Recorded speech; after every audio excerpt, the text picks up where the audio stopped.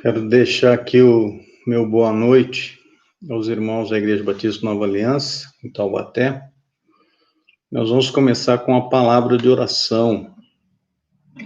E nós estamos em oração, pela irmã Doris Griffin, é conhecida dos irmãos, hoje como Doris Norton, que não está muito bem de saúde e apresentando dores no peito, está no hospital esperando ali para passar por um cardiologista, e nós vamos orar pela irmã Doris, então.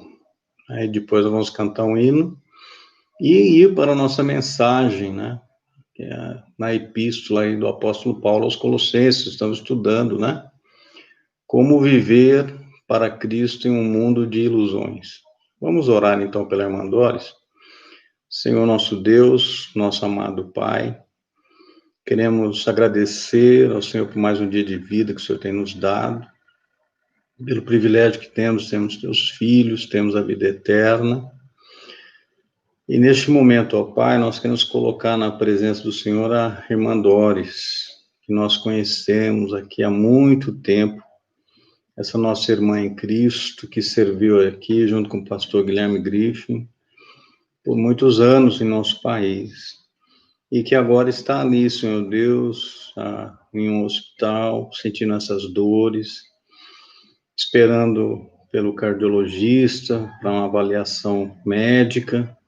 Nós pedimos, Senhor Deus, que o Senhor esteja cuidando da serva do Senhor, que eu possa estar ali junto dela, amenizando suas dores, fazendo com que aquele médico possa ajudá-la, Senhor Deus, da melhor maneira possível. Nós acreditamos que o Senhor está ali junto à serva do Senhor, como diz tua palavra, afofando o leito, cuidando, dirigindo tudo, Senhor Deus. Então colocamos a vida da nossa irmã em tuas mãos e pedimos por este culto, que o Senhor esteja conosco ao cantarmos hinos de louvor ao Senhor, ao abrirmos a palavra, ao lermos os versículos e pregarmos a palavra. O Espírito do Senhor esteja à frente de tudo, que tudo feito possa ser feito para a honra e glória do Senhor. É no nome do Senhor Jesus que nós oramos, já agradecidos e confiados. Amém. Tem um hino no Hinos de Louvor, venha adorar. Adoraremos o Salvador, venha adorar o Senhor. Força e poder, luz e prazer, venha adorar. Adore a Deus, maravilhoso e grande é, venha adorar o Senhor. Céus clamarão, Deus honrarão, venha adorar. Adore a Deus, vamos louvar a Deus, louvar a Deus, venha adorar o Senhor. Adorarão e cantarão, venha adorar, adore a Deus, o Deus em carne e homem, Deus, mediador e o Rei dos céus, venha, venha, venha adorar o Senhor pra sempre, venha, venha, venha adorar o Senhor. Cante ao Senhor o eterno Rei, venha adorar o Senhor. Ele é o Rei, isto eu sei, venha adorar. Adore a Deus, quem nos comprou no Calvário, venha adorar o Senhor. Cristo venceu, vida nos deu, venha adorar. Adore a Deus, vamos louvar a Deus. louvar a Deus, vem adorar o Senhor.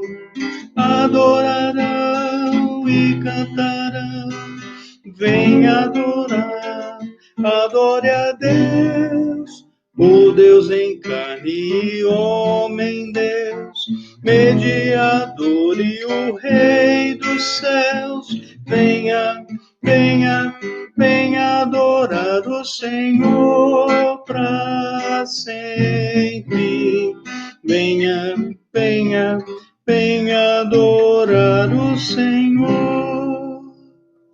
Amém? Nós estamos aqui para adorar o Senhor, né, o nosso Deus, e nós estaremos com Ele para sempre, né, um lugar que Ele tem preparado, a cidade a qual Ele tem edificado para receber todos os que têm crido no Senhor Jesus Cristo.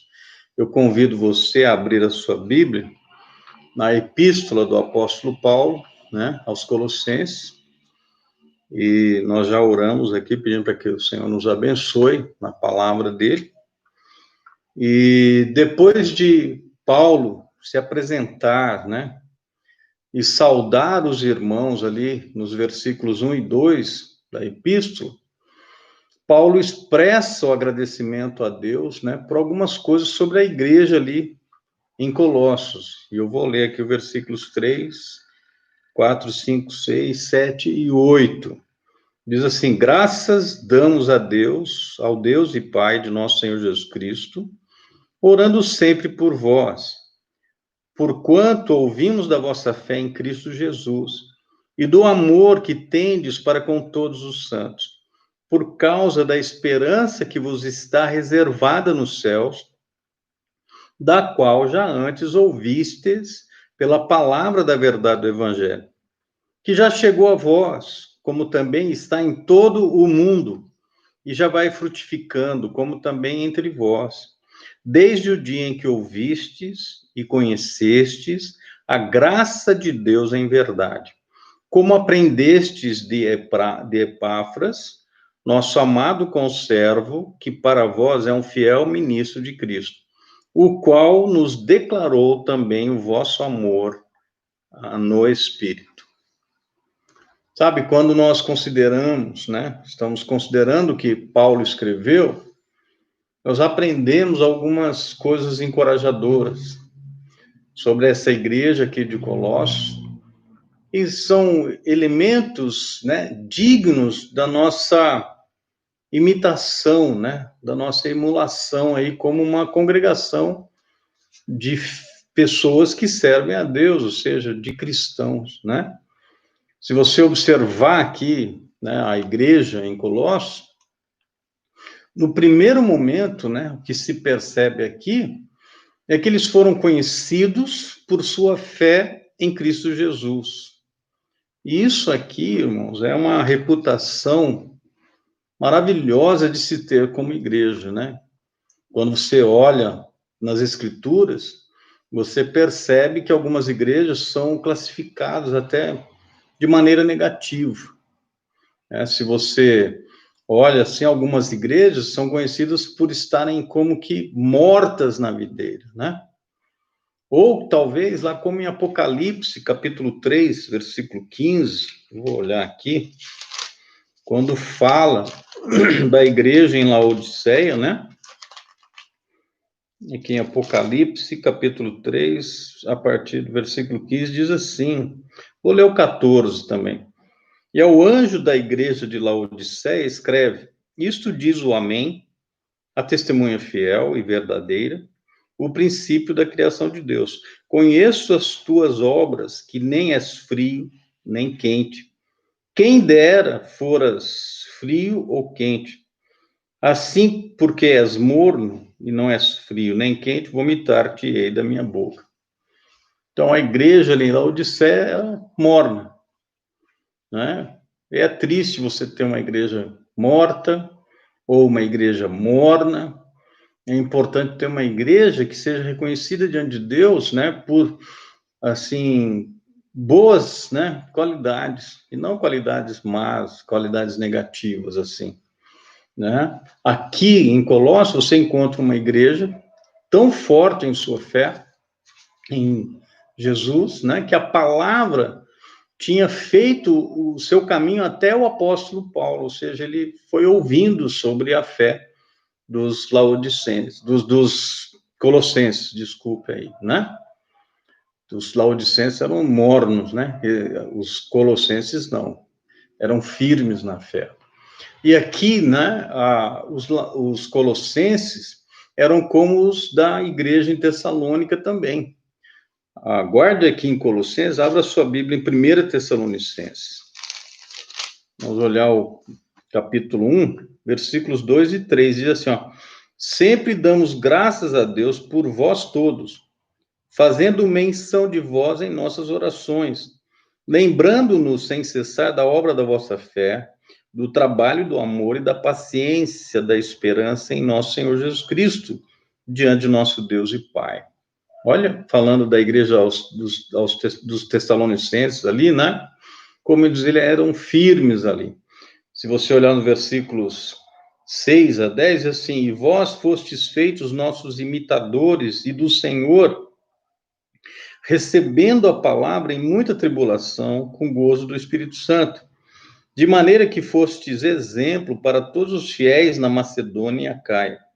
Porque por vós soou a palavra do Senhor não somente na Macedônia e Acaia, mas também em todos os lugares a vossa fé para com Deus se espalhou de tal maneira que já dela não temos necessidade de falar coisa alguma, porque eles mesmos anunciam de nós qual é a entrada que tivemos para convosco e como dos ídolos os convertestes a Deus para servir o Deus vivo e verdadeiro e esperar dos céus o seu Filho, a quem ressuscitou dentre os mortos, a saber, Jesus, que nos livra da ira futura.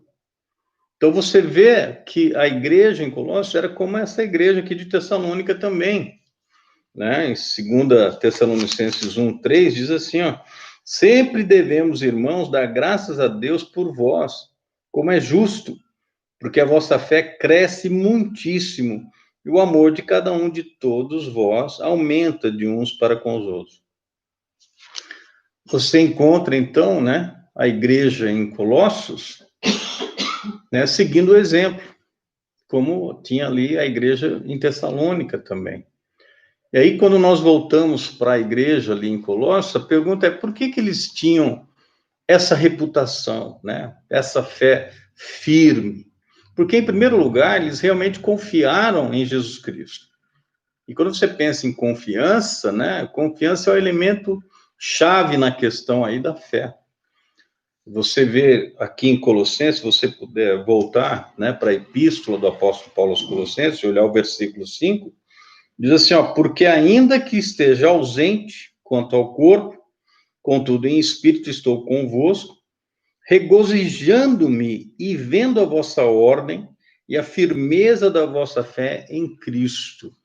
Então a fé era constante ali em Colossos, né? Eles não foram fiéis em um dia e infiéis no dia seguinte. Não, eles eram constantes, né?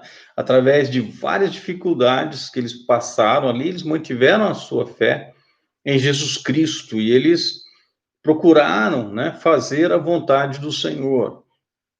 E isso traz agora a responsabilidade para cada um de nós, né? Que tipo de reputação nós temos como igreja? Sabe, cada igreja tem uma reputação. Seja uma reputação boa, seja uma reputação medíocre, seja uma meditação ruim. A grande verdade é que seria maravilhoso, né, se as outras pessoas, né, pudessem dizer da nossa igreja, olha, temos ouvido falar da sua fé em Jesus Cristo. Isso é maravilhoso, quando as pessoas olham para a Igreja Batista Nova Aliança e podem dizer isso, ó, nós temos ouvido falar da fé que a Igreja Batista Nova Aliança tem em Jesus Cristo. Se nós permanecemos firmes em nossa fé, com o tempo, as pessoas farão isso, né? Elas vão falar da igreja, vão falar da fé, né, da firmeza da fé que a igreja possui, né? Nós acreditamos aí que a Igreja Batista Nova Aliança já tem essa fé firme, né? E com o passar dos anos, cada vez mais as pessoas vão testemunhar dessa fé firme da igreja, né? Que é composta aí por cada pessoa que tem crido no Senhor Jesus e faz parte da membresia da igreja, né? Agora, voltando para a igreja ali em Colossos, eles foram reconhecidos pela firmeza da fé, mas eles foram conhecidos também pelo amor que tinham para com todos os santos. Olha o versículo 4, lá diz assim, em Colossenses 1:4, porquanto ouvimos a vossa fé em Cristo Jesus e do amor que tendes para com todos os santos. E isso aqui é importante, né? A boa reputação, ela inclui o amor e ela inclui também a fé. Em relação a Jesus, eles mostraram fé. Em relação aos irmãos, eles demonstraram amor. Não apenas amor um pelo outro, mas amor por todos os santos. Ou seja, isso incluía os santos que estavam em outros lugares também. Estavam espalhados pelo mundo antigo ali, né? Como hoje também é importante que a igreja ame, né, os irmãos que estão arrolados em sua membresia aqui, mas que ame os outros irmãos e irmãs em Cristo também. Eu quero olhar com os irmãos aí, 1 Tessalonicenses, capítulo 4, deixa eu só conferir aqui, versículo 9 e 10, né? Olha o que diz aí. Quanto, porém, ao amor fraternal, não necessitais de que vos escreva, visto que vós mesmos estáis instruídos por Deus, que vos ameis uns aos outros. Porque também já assim o fazeis para com todos os irmãos que estão por toda a Macedônia. Exortamo-vos, porém, a que ainda nisso aumenteis cada vez mais. Olha o que o apóstolo Paulo está fazendo aqui, falou aos irmãos de Tessalônica, né? Olha, nós estamos vendo, né? Vocês foram instruídos por Deus a amar um ao outro, e não somente aos irmãos, né, que estão reunidos em determinado local, mas em toda a Macedônia, né? Mas vocês têm que aumentar mais e mais nisso. E esse aqui é um exemplo a ser seguido, né? Tanto da igreja em Colossos, né? Nós viemos aprender com os colossenses, mas aprender com os tessalonicenses também, esse tipo de amor. Então, se nós desejamos uma reputação semelhante, né? E cada igreja verdadeira do Senhor Jesus Cristo deve desejar isso, né? A pergunta que se faz agora é o que nós podemos fazer? Em primeiro lugar, nós podemos ser diligentes em nosso amor uns pelos outros, né? Pensando no contexto da igreja local, né? Fazendo esforços aí para nos conhecermos melhor e servirmos uns aos outros. Sabe, a igreja, quando a igreja é pequena, isso é fácil de se fazer, mas quando a igreja cresce, aí começa a ficar difícil você conhecer a todos, né? E desenvolver um relacionamento com todos. Mas, né, já que nosso grupo é pequeno, nós podemos fazer isso. E tentar levar nisso o máximo que nós pudermos, né, enquanto crescemos aí, enquanto igreja. Né? Nós podemos demonstrar o nosso amor por todos os membros da igreja, aproveitando as oportunidades que surgem, né, para estarmos juntos. Nós estamos com essa dificuldade agora, por conta da pandemia, de nos reunirmos, né, de nos cumprimentarmos, nos abraçarmos, que o seja. Então, nós estamos nos reunindo aqui de maneira online, né? Mas mesmo de maneira online, eu vejo aí os irmãos, né, da Igreja Batista Nova Aliança, mandando mensagem através, né, do WhatsApp ali, né, do coral da Igreja Batista Nova Aliança ali, estão aproveitando para mandar essas mensagens, né, dando bom dia, dando boa noite, desejando uma boa semana, deixando versículos bíblicos, né, e os irmãos colocando mensagens ali, né, vou viajar, ore por mim, né, e a igreja se dispondo a orar. falando sobre os agradecimentos, né, dos pedidos de oração. Então, nós podemos ver essas demonstrações. E logo, se Deus permitir, nós vamos retomar o nosso culto, vamos nos ver pessoalmente e continuar, né, a demonstrar e aproveitar as oportunidades que surgem para demonstrar amor. Às vezes, nós vemos isso também na igreja se mobilizando. Eu vejo a igreja se mobilizando para ajudar aqui uma pessoa ou outra pessoa, uma família aqui, outra família ali, e isso é demonstração de amor também. Agora, nós também podemos pedir ao Senhor que nos ajude a melhorar nisso. Né? Em 1 Tessalonicenses 3, versículo 12, deixa eu só conferir, diz aqui, ó, e o Senhor vos aumente e faça crescer em amor uns para com os outros, e para com todos, como também o fazemos para convosco. Então, nós podemos pedir ao Senhor para nos ajudar a aumentar, a crescermos em amor, né?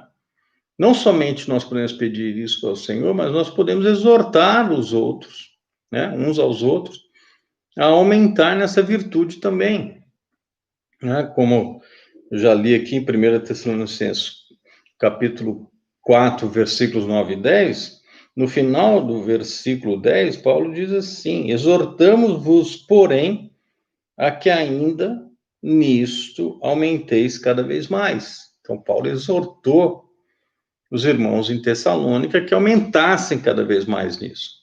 E nós podemos também exortar uns aos outros, né, a aumentar, a crescer em amor, né, cada vez mais. Então, quando você vai juntando tudo isso aqui, você vê que uma fé verdadeiramente forte em Jesus Cristo, né, e o amor pelos irmãos, né, é muito raro, né, em muitas comunidades, em muitas igrejas, que a ponto de, se você percebe qualquer igreja, né, que se sobressai nessas virtudes, em breve essa igreja é conhecida por esses elementos, né, e a minha oração é que a Igreja Batista Nova Aliança sempre demonstre essa fé firme, forte no Senhor Jesus Cristo, demonstre o amor pelos irmãos, né, e pelas pessoas que também, né, estão ao nosso redor, a ponto de que essas virtudes sejam conhecidas, né, por outras pessoas ali. Quando nós continuamos aqui a estudar esse assunto e olhar aqui na epístola do apóstolo Paulo aos Colossenses, nós notamos também que a igreja em Colossos ali, ela era conhecida, vamos dizer assim, eles foram conhecidos através do evangelho, um evangelho que produzia fruto entre eles ali. Olha os Colossenses capítulo 1, versículos 5 e 6. Diz assim, ó, por causa da esperança que vos está reservada nos céus, da qual já antes ouvistes pela palavra da verdade do evangelho, que já chegou a vós, como também está em todo o mundo, e já vai frutificando, como também entre vós, desde o dia em que ouvistes e conhecestes a graça de Deus em verdade. Então, no primeiro momento, você vê que o evangelho que fala da esperança colocada no céu teve frutos produzidos nas vidas daqueles irmãos ali em Colossos. E é interessante que não foi apenas na vida dos irmãos, mas diz aqui que foi em todo o mundo. Né? Olha o versículo 23 do capítulo 1, diz assim, ó, se na verdade permanecerdes fundados e firmes na fé, e não vos moverdes da esperança do evangelho, que tendes ouvido, o qual foi pregado a toda criatura que há debaixo do céu, e da qual eu, Paulo, estou feito ministro. Quando você olha aqui, né, esse evangelho não está presente apenas nas vidas daqueles irmãos. Esse evangelho foi pregado em todo o mundo. E nós vimos aqui o tipo de fruto que nasce quando o evangelho é pregado. Né? Nós vimos o tipo de fruto nascido ali em razão do evangelho agir na vida das pessoas. O que o Evangelho produziu? Fé em Jesus, né? A confiança colocada em Jesus, e o amor pelos irmãos. E quando eles produzem, né? Eles produziram tais frutos, eles então provaram que eram verdadeiramente discípulos de Jesus Cristo. Guarde aqui a epístola do apóstolo Paulo aos Colossenses, dá uma olhada no Evangelho de João. Deixa eu conferir aqui, capítulo 15, versículo 8, diz assim, ó: nisto é glorificado meu Pai, que deis muito fruto, e assim sereis meus discípulos. Então, quando eles produziram fruto, eles mostraram que eles eram realmente discípulos do Senhor Jesus Cristo. Então, isso aqui é muito importante, né? E aí você talvez esteja fazendo sua pergunta aí, qual era a chave, ou qual foi a chave para produzir esses frutos, né? Se você olhar no versículo 6 de Colossenses, volte lá, diz assim, né? Que eles têm dado frutos desde o dia em que eles ouviram e que eles conheceram a graça de Deus. O versículo 6 diz aí, olha, que já chegou a vós, como também está em todo mundo, e já vai frutificando, como também entre vós. Aí diz assim, ó, desde o dia em que ouvistes e conhecestes a graça de Deus em verdade. Então, aqueles irmãos conheceram a graça de Deus em verdade. Desde esse momento, começaram a produzir fruto. Diz assim, ao conhecerem, né, ao compreenderem mais a graça de Deus, eles foram devidamente motivados para dar frutos. E assim é hoje também. Aqueles que realmente entendem a graça de Deus, compreendem a graça de Deus, certamente responderão em serviço, né, de gratidão a Deus. Né? Olha, eu sou salvo pela graça de Deus. E sendo salvo pela graça de Deus, entendendo a graça de Deus, nós vamos pregar para que outros também venham a ser salvos pela graça de Deus. Né? E isso é realizado, né, por nossas vidas através de um ato de gratidão também a Deus por ter sido alcançado pela graça de Deus. Aí, né, talvez você esteja perguntando, né, o que é essa graça de Deus que motiva, né, a dar fruto? Se eu colocar em termos simples, o que é graça de Deus? Graça é favor imerecido. Você não merece o favor de Deus, mas Deus demonstrou esse favor a você por meio de Jesus Cristo. Nós podemos resumir essa graça de Deus definindo alguns termos, né, que são termos-chave. Primeiro termo, condenação. Quando você é culpado de pecado, né? Quando você olha nessa definição de condenação, nós estamos condenados na visão de Deus e estamos em perigo de morte eterna. Guarde Colossenses, vou pedir para você olhar comigo em Romanos, a epístola do apóstolo Paulo aos Romanos, capítulo 3, versículo 23, né? Diz assim, olha, Romanos 3, 23, porque todos pecaram e destituídos estão da glória de Deus. Todos, eu estou incluído, você está incluído, nós estamos incluídos. E olha o capítulo 6, versículo 23, o resultado disso. Romanos 6, 23 diz assim, porque o salário do pecado é a morte. Esse é o salário. É a morte. Todos pecaram e o salário do pecado é a morte. Eu não tenho como pagar, você não tem como pagar esse preço, mas ele será cobrado. E aí isso me leva a um outro elemento também importante, que é a alienação. Quando você é culpado do pecado, você é separado de Deus. Lá no Velho Testamento, livro do profeta Isaías, Isaías, se você puder olhar aí no capítulo 59, deixa eu só conferir aqui. Vou olhar o versículo 2, diz assim, ó: mas as vossas iniquidades fazem separação entre vós e o vosso Deus, e os vossos pecados encobrem o vosso rosto de vós, para que não vos ouça. Não vos ouça.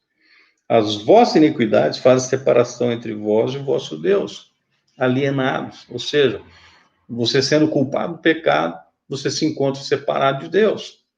E aí entra um outro elemento, que é a propiciação, né? Eu vou pedir para você abrir a sua Bíblia em 1 João, primeira epístola aqui, né, de João. Eu vou pedir para você olhar comigo aqui, capítulo 4, versículos 9 e 10. 1 João, capítulo 4, versículo 9. Nisto se manifestou o amor de Deus para conosco, que Deus enviou seu Filho unigênito ao mundo, para que por ele vivamos. Nisto está o amor, não em que nós tenhamos amado a Deus, mas em que ele nos amou a nós e enviou seu Filho para propiciação pelos nossos pecados. Ou seja, pelo amor e misericórdia, Deus enviou Jesus Cristo para ser o nosso sacrifício pelos pecados, para apaziguar a ira que é de Deus, né, que é justa. Então, Jesus se ofereceu em sacrifício para pagar o preço pelos nossos pecados. E isso me leva, né, a mais um ponto aqui, que é a justificação. Quando você responde com a fé obediente, então você pode ser justificado. O que seria isso? Declarado inocente, em virtude do sacrifício de Jesus em seu lugar. Volte para Romanos, capítulo 3, né? Eu deixei para ler alguns versículos agora. Romanos, capítulo 3, versos 21, do 21 até o 26. Diz assim, ó. 21. Mas agora se manifestou sem a lei a justiça de Deus, tendo o testemunho da lei e dos profetas. Isto é, a justiça de Deus pela fé em Jesus Cristo para todos e sobre todos os que creem, porque não há diferença. Porque todos pecaram e destituídos estão da glória de Deus, sendo justificados gratuitamente pela sua graça, pela redenção que há em Cristo Jesus, ao qual Deus propôs para propiciação pela fé no seu sangue, para demonstrar a sua justiça pela remissão dos pecados dantes cometidos sob a paciência de Deus, para demonstração da sua justiça neste tempo presente, para que ele seja justo e justificador daquele que tem fé em Jesus. Então, você é declarado justo a partir do momento que você reconhece o seu pecado, reconhece que Jesus morreu como sacrifício, pagando o preço pelos pecados, que é a morte. Nós sabemos que ele ressuscitou ao terceiro dia, isso prova que o sacrifício dele foi aceito por Deus, e então Deus pode declarar justo aquele que tem fé em Jesus, aquele que confia em Jesus como seu Senhor e Salvador.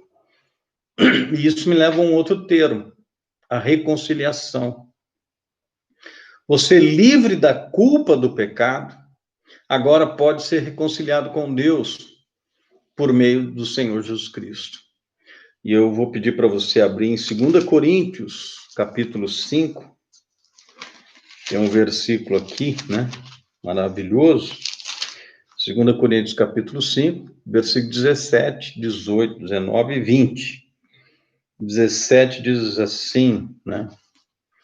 2 Coríntios, capítulo 5, versículo 17. Assim que se alguém está em Cristo, nova criatura é. As coisas velhas já passaram, eis que tudo se fez novo. E tudo isso provém de Deus, que nos reconciliou consigo mesmo por Jesus Cristo, e nos deu o ministério da reconciliação. Isto é, Deus estava em Cristo reconciliando consigo o mundo, não lhes imputando seus pecados, e pôs em nós a palavra da reconciliação, de sorte que somos embaixadores da parte de Cristo, como se Deus por nós rogasse. Rogamos-vos, pois, da parte de Cristo, que vos reconcilieis com Deus. Aquele que não conheceu o pecado, o fez pecado por nós, para que nele fôssemos feitos justiça de Deus. E agora, pelo que Jesus fez, você tem reconciliação. E isso me leva a mais um ponto ainda, a santificação. Ou seja, em virtude da morte de Cristo, nós também podemos ser separados, né? Mas separados agora para servir a Deus, para a glória de Deus. Romanos capítulo 6.